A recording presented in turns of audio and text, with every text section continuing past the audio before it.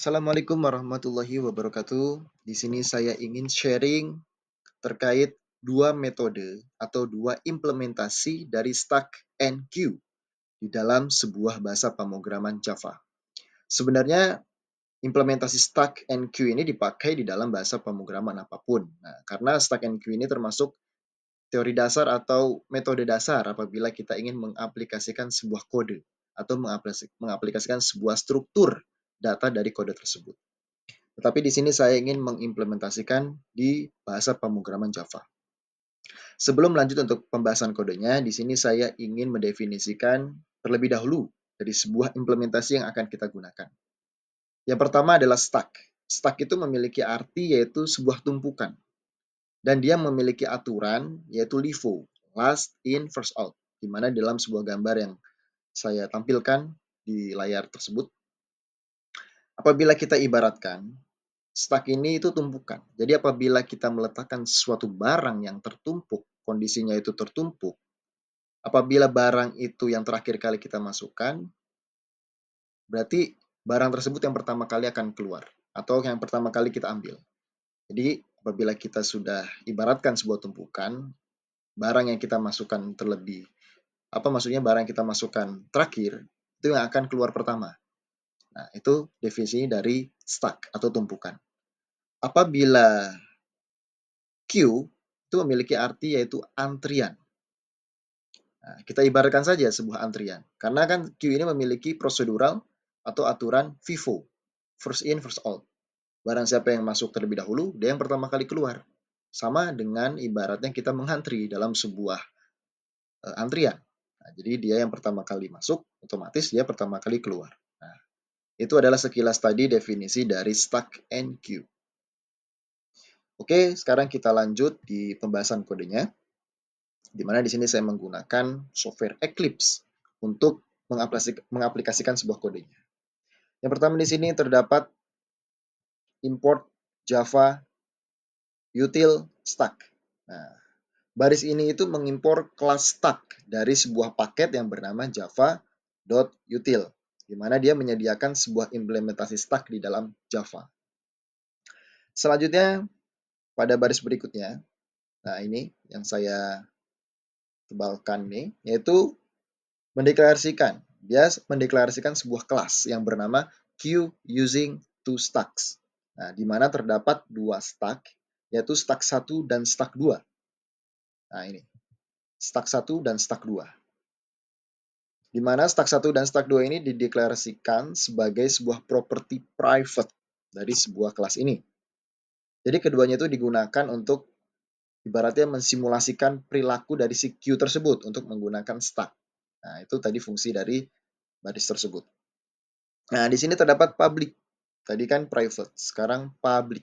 Nah, jadi kita menggunakan metode constructor atau konstruktor. Di kelas ini tuh menginisialisasi kedua stack tersebut, stack 1 dan stack 2. Pada awalnya kedua stack ini itu kosong.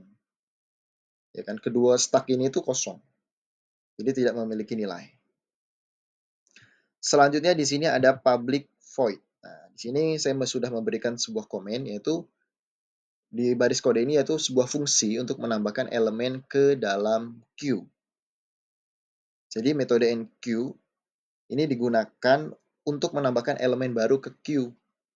Elemen tersebut itu ditambahkan ke stack 1 dengan memanggil fungsi push. Nah, ini. Dengan memanggil fungsi push yang memasukkan elemen ke atas stack. Nah, maksudnya apa? Tadi kan sebelumnya saya mendefinisikan stack itu sebagai tumpukan. Di mana apabila kita ingin mengambil sebuah barang, yaitu kan otomatis yang kita ambil itu adalah barang yang atas, yang kita ambil terlebih dahulu. Di mana dia memiliki prosedural LIFO, last in, first out. Ya kan? Nah, itu gunanya tadi dengan memanggil fungsi push. Terus baris berikutnya. Nah, ini public int, yaitu untuk menghapus sebuah elemen dari queue. Nah, jika stack 2 kosong, jadi pindahkan semua elemen dari stack 1 ke stack 2. Jadi kita pop. Nah, itu nanti akan dijelaskan lagi apa itu push and pop. Nah, di mana metode dequeue, nah di sini kan ada metode dequeue nih. Nah, metode deque ini digunakan untuk menghapus elemen dari queue tersebut. Nah, jadi stack 2 ini pertama dicek. Nah, stack 2 ini dicek apakah kosong. Nah, jika iya berarti kita perlu memindahkan elemen-elemen dari stack 1 ke stack 2. Ya kan? Nah, selanjutnya, jika stack 1 ini tidak kosong, elemen-elemen dari stack 1 ini dipindahkan ke stack 2. Jadi menggunakan pop. Nah, ini menggunakan pop. Tadi sebelumnya apabila jika stack 1 ini kosong, if stack 1 is empty atau stack 1 itu jika kosong, berarti queue dianggap kosong. Queue is empty. Nah, gitu. Baru tadi yang saya jelaskan. Selanjutnya, jika stack 1 tidak kosong, berarti elemen-elemen dari stack 1 dipindahkan ke stack 2 atau dengan pop, metode pop. Nah, jadi setelah elemen-elemen itu dipindahkan ke stack 2, jadi elemen paling atas dari stack 2 itu dihapus dengan metode pop, yang sebenarnya adalah elemen terdepan dari dalam queue sesuai urutan FIFO, first in, first out. Nah, di sini selanjutnya yaitu ada fungsi untuk melihat elemen terdepan tanpa perlu menghapusnya. Nah, di sini ada metode yang bernama pick.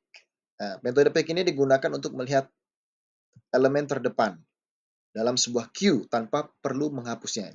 Jadi logikanya itu mirip dengan di queue yang tadi di atas. Tetapi ini alih-alih memanggil sebuah pop untuk menghapus elemen terdepan dari stack 2 tersebut. Jadi kita memanggil pick ini untuk melihat elemen tersebut saja. Nah, selanjutnya di sini ada fungsi untuk memeriksa apakah queue itu kosong atau tidak. Jadi metode public boolean is empty. Nah, ini digunakan untuk memeriksa apakah queue itu kosong atau tidak. Jadi queue itu dianggap kosong hanya jika kedua stack 1 dan stack 2 itu kosong. Nah, ini. Nah, queue akan dianggap kosong apabila stack 1 dan stack 2 itu dianggap kosong. Ya kan? Oke, lanjut. Nah, di sini ada public class queue stack example. Nah, ini. Ini ya. Ini bagian ini tersebut yaitu metode main, di mana kita membuat objek dengan nama queue using two stacks bernama queue. Nah, jadi ini adalah queue yang diimplementasikan menggunakan dua stack. Nah, di sini ada tiga elemen ya di sini, yaitu yang memiliki nilai 10, 20, dan 30. Nah, di sini kita memanggil tiga elemen ini menggunakan metode enqueue. Nah, setelah itu di sini kita mencetak sebuah hasil atau output dari yang sudah kita kode itu tersebut kita tulis dari penjelasan di atas tadi. Ya kan? Jadi baris ini, nah ini baris ini. Baris ini kita mencetak elemen terdepan dari dalam queue tanpa perlu kita menghapusnya. Jadi menggunakan metode pick.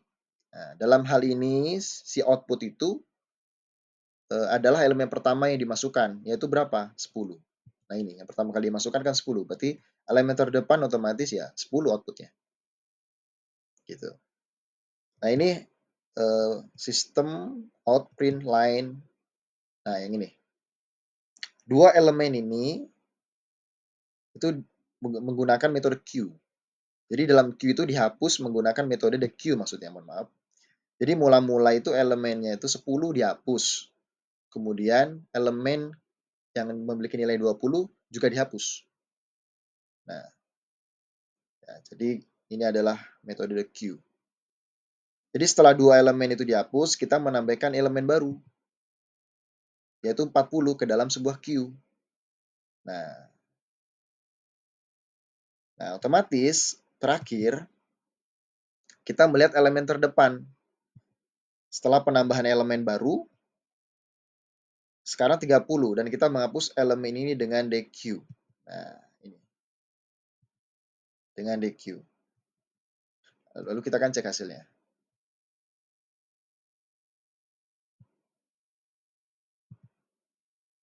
Nah, ini. Elemen terdepan yaitu 10. Nah, seperti yang dijelaskan tadi ya. Elemen terdepan itu adalah 10. Nah, ini. Dengan metode pick. Nah, menghapus elemen 10, lalu kita menghapus elemen 20. Nah, otomatis elemen yang terdepan 30. Apabila elemen 10 dan 20 dihapus, elemen yang menjadi elemen terdepan itu adalah elemen 30. Setelah itu kita menghapus elemen 30 dengan metode DQ. Itu adalah penjelasan terkait teknik dasar implementasi stack and queue di dalam sebuah bahasa pemrograman Java. Mungkin selanjutnya akan dijelaskan apa itu push and pop.